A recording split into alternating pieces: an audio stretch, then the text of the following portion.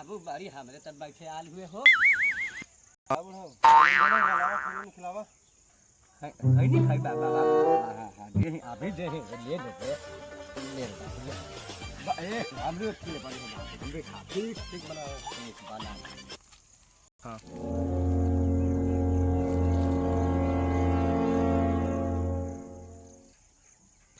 अरे बाबा एगो बात पूछी। हाँ बाबू पूछा कौन बात है हो। अरे बाबा तो जवानी में बड़ी माल पटैला है तो बड़ी है। अरे तजेहू में तुमके का शक बुझा था का बहुत मजा मरनी हम एकदम जवानी में। आए तो एगो बात बतावा तो तोहर पुतोहिया कैसे बैगन